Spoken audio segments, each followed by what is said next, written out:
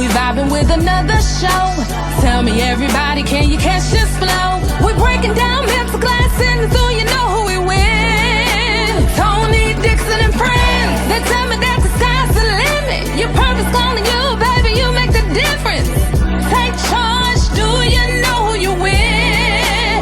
Tony Dixon and Friends. Who we win? Tony Dixon and Friends. Yeah, yeah. Tony Dixon and Friends. Tony Dixon and Friends. Who we win? Tony Dixon and Friends.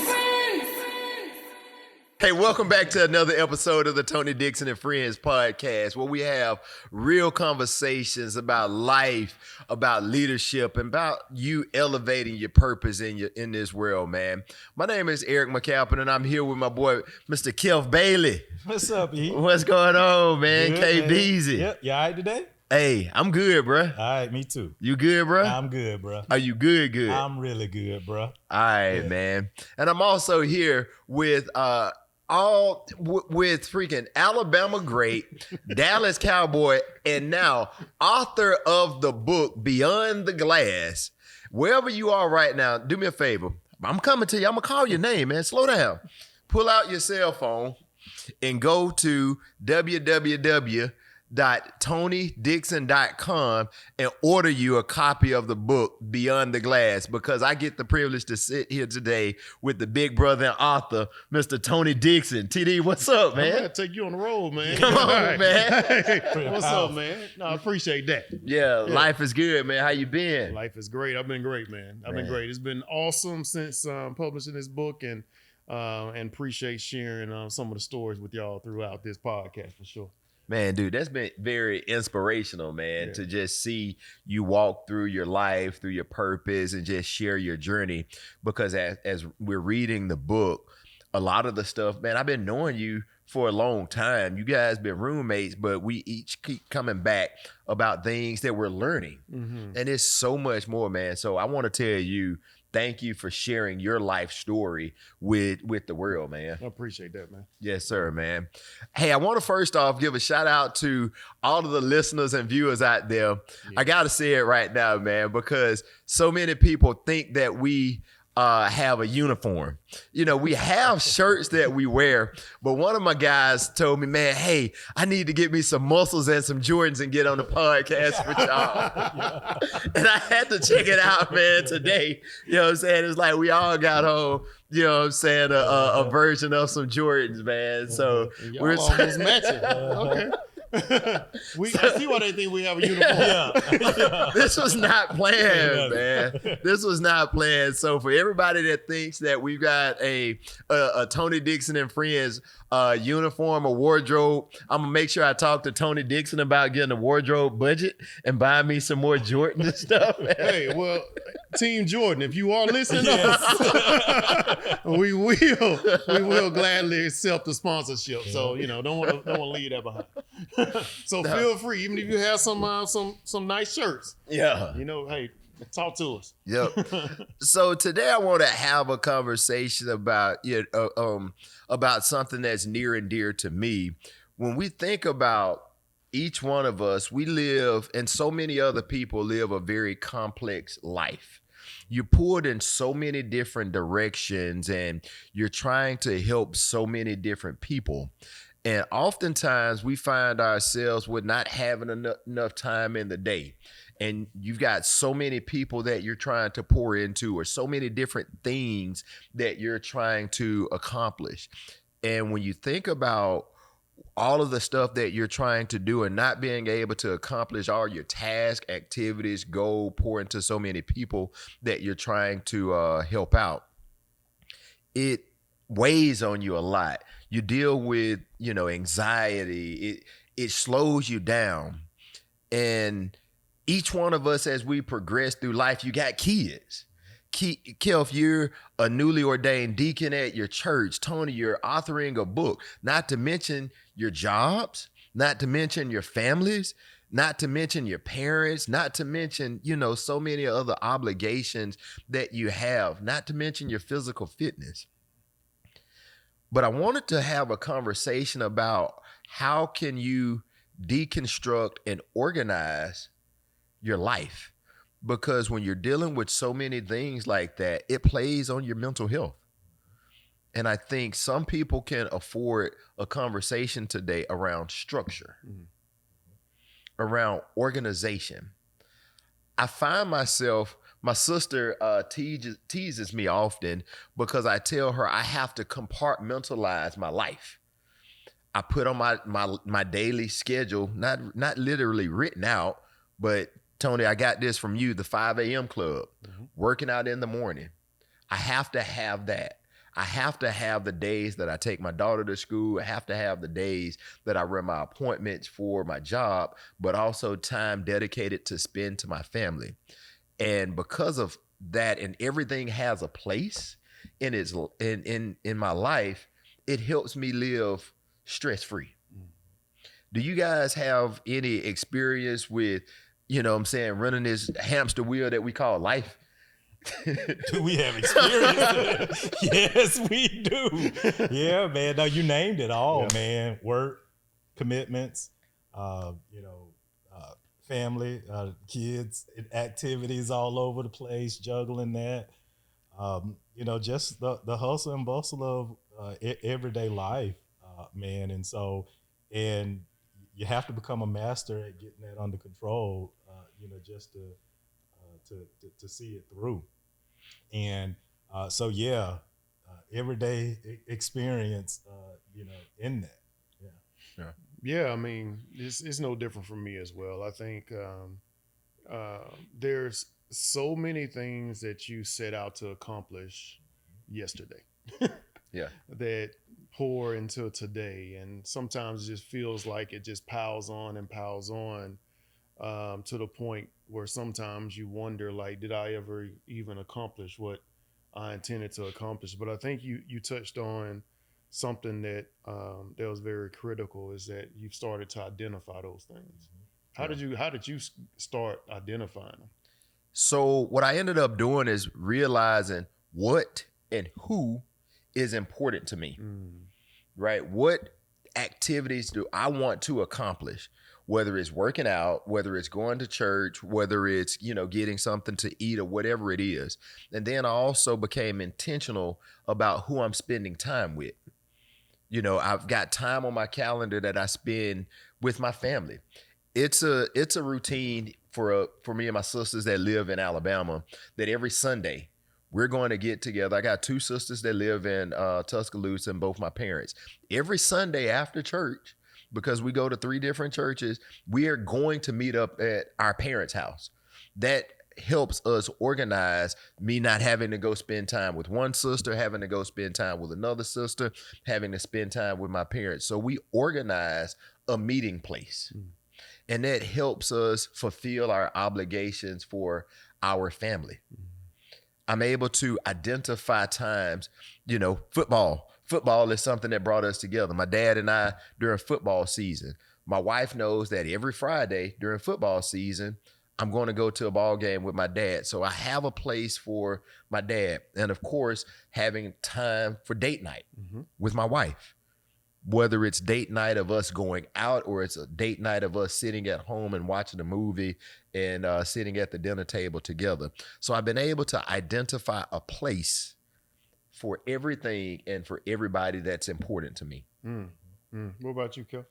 Yeah, no. So for me, going back, we talked about beyond the glass and the opening chapters about being aware, right, and having awareness. And so for me, I had to become aware of spaces that I was productive in and spaces that I was unproductive in. And so for me, whenever I'm operating in haste, when I'm rushing, I'm very unproductive, right? So it was really finding that awareness that, hey, when I'm able to calm my mind and when I'm able to focus and not be in a rush, I'm able to get things accomplished. So there's a little phrase that I have: slow down to speed up, right? Because when I'm in a rush and I'm speeding up, I find myself stuck in the mud. I forget things, all of this. But when I slow down and I'm planned out, I use my whiteboard in my room to keep me on track. There's times to where sometimes we might feel like that. Okay, well, it's a part of my daily routine to wake up and read the word first thing in the day. But it's times like, ooh, I don't have enough time, so I'm gonna jump into this. No, I'm gonna do that. And when I spend time in that space, I'm just so much freer and have that sense of accomplishment and connection to where I don't give those things up. And then so now, but being able to just be very meticulous, slow down to speed up is what I found. But when you say you speeding up and you operating at haste, here's something that I've become aware of as well. You get snappy. Mm-hmm. I don't know about you, but like I get snappy, right? Mm-hmm. Like if you try to throw off my schedule, I get a little, you know what I'm saying? It gets aggravating, sometimes. And sometimes you act out and say things that, you might regret later on because I'm going to get to you. I'm going to take care of that. I'm going to do this. But let me organize my time and my space, because when you operating in an emotional and a time deficit, you're trying to play catch up. Mm-hmm. And then that's when it plays on your mind and, you know what I'm saying? You're not in the right headspace. Mm-hmm. Yeah, why are you looking at me like that? No, man, I'm just listening, man. Yeah. Think we might have been snapped on. Yeah, I mean, so okay, that was it. That's what was going on with you. All right. Hey, man. Hey, we evolving in live, yeah, in living color. Yeah, but I think that's where it helps me out. And then another thing, on like a daily basis, I oftentimes find myself waking up or going before I go to bed, starting out with my checklist, my to-do list, because it helps me organize my day going into the next day, whether it's tasks that I have to do for work, contracts I may need to send off, people that I need to call back, emails I need to respond to, so that I can make sure that I have it visibly in front of me and organize my activities. And it helps me get up, start my day. Like you said, Kecalf, I'm not running in haste because I know the big things that are important to me. I know the big things that are important to me. We oftentimes use an analogy at work when you talk about glass balls versus rubber balls. The glass balls are something that you have to do. If you drop that glass ball, what happens? It breaks. Shatter. But if you drop that rubber ball, it'll bounce back and come back up.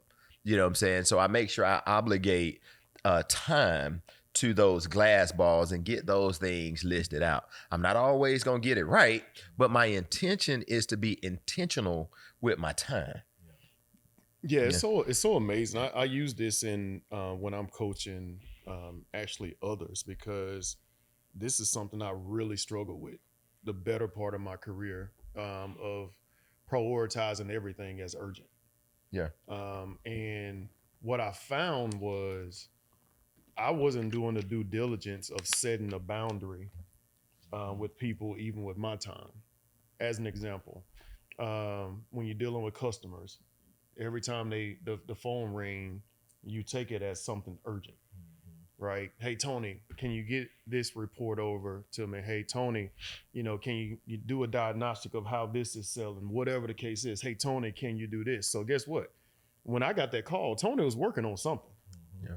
Right. So now I'm having to make a decision of how I'm going to prioritize something that was already on my list to do for my boss, something that was already on my list to do for my wife to pick up on the way home, something that was already on my list because I just wanted to accomplish for myself. And now you just throwing this in here. Sometimes it's as simple as taking the time. And I like how you said compartmentalize, and you said whiteboard, you said list. All of you all talked about how you're sitting there and visually organizing it. But one thing that I want to add to this conversation is sometimes it's as easy as saying, hey, are you okay if I get this to you on Friday? Yeah. Yeah. Like how soon do you need this? Right. And guess what? If you've already asked me to do something, now I can ask you, hey, which do you want to prioritize first? Yeah. Do you want, this report here first, or do you want this? And what I found was, in most cases, I received it as urgent, but it wasn't intended to be urgent. Yeah. It was urgent because they needed to get it off their mind. That part. Yeah. That part. But it wasn't urgent because they needed me to act. And sometimes what happens is you become a hostage to your own.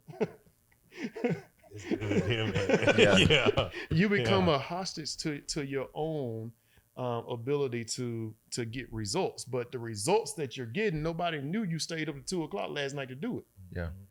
Right? Nobody knew that you didn't get a chance to tuck your child in that night because you was focused on this priority that you thought was a priority, but you didn't ask for clarity. Yeah. You didn't get a chance to talk to your spouse or have that conversation or read that scripture or do that meditation or whatever you need to do to digress from the day. And now you're taking that into tomorrow. And guess what's going to happen? You're not going to sleep good. Yeah. Because in your sleep, you're still working.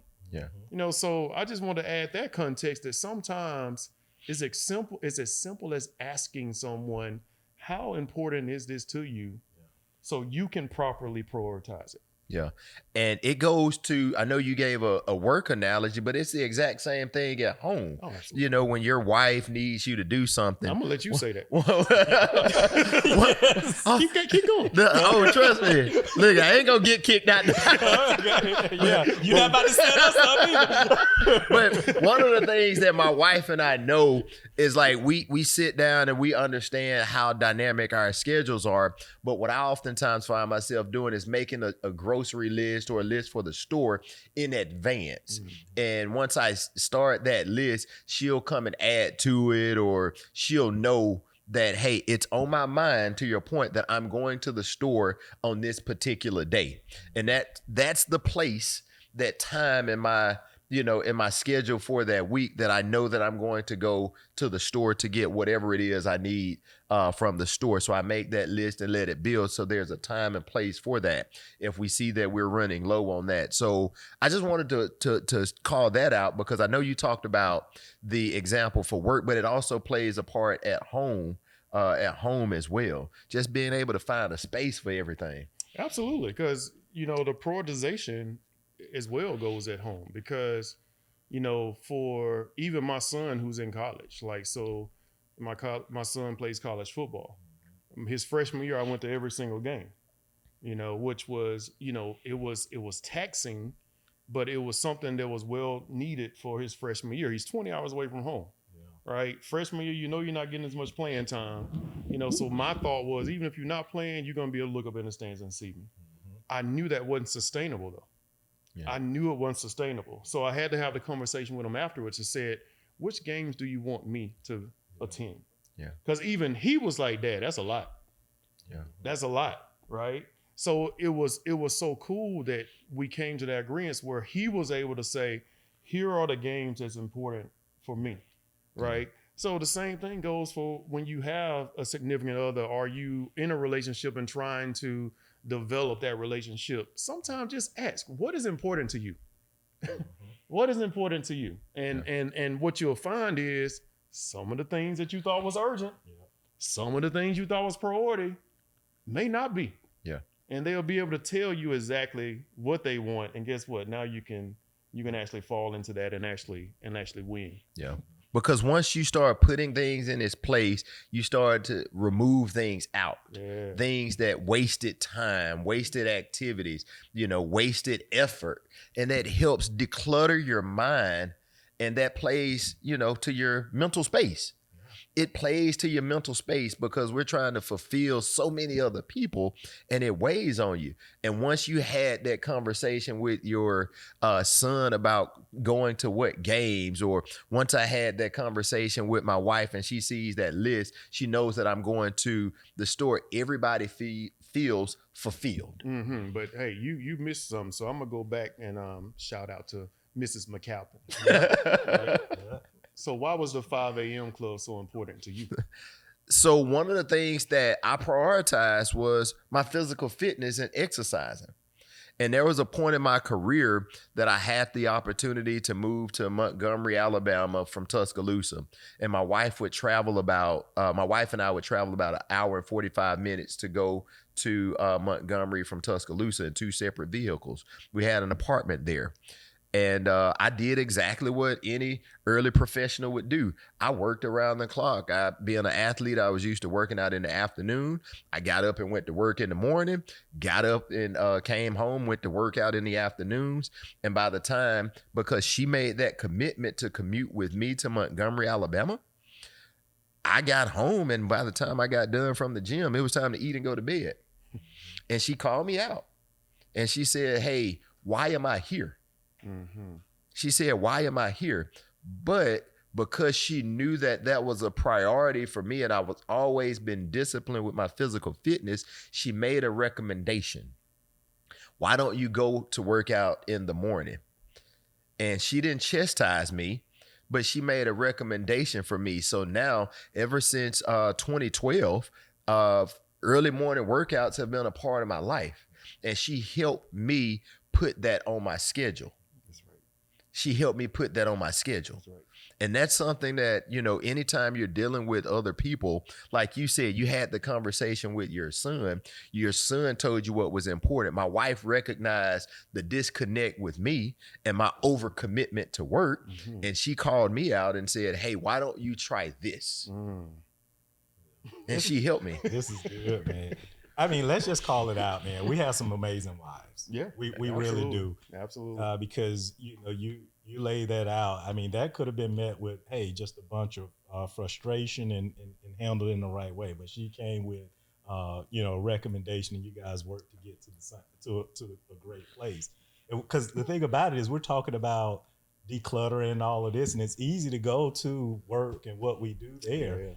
Yeah. But man, we have to understand the impact when we're out of balance at home, what that has on others, and that reminds me of, the impact that I was having, on my wife and what she did. And so she's amazing with the schedule with the kids and everything that needs to go. But I think at one point, a lot of it was in her head that she had it down.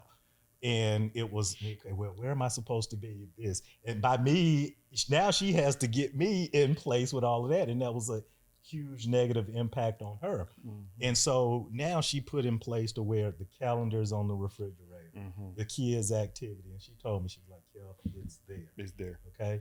All right. It would help me out if you just take a look at the calendar, understand, and then you come to me and say, hey, here's what we're going to do for this and all of that, as opposed to where am I supposed to be during this time, man. But I thought she handled that beautifully, to really get me to see that, hey, yes, the negative impact that I was having on her, but providing a solution to make it better for everybody. Man, Timmy did the same thing. They must have had a class. I think so, yeah. Because literally, that's what we did. And when you talked about the grocery list, to-do list is on the refrigerator. Tony, when you run out of something, just write it up there, right? And they do the same thing. Chase was doing the same thing. Then calendar, to your point. Tony, if you're traveling, just put it up there, right? and so that way, it takes away, I forgot, it takes away that. And guess what? Now she can plan around my schedule, so it's not a surprise, it's not a shock, right? And now it's coming across as respectful. But I'm gonna mess this up, and I wish I could remember this quote as you all were talking about it.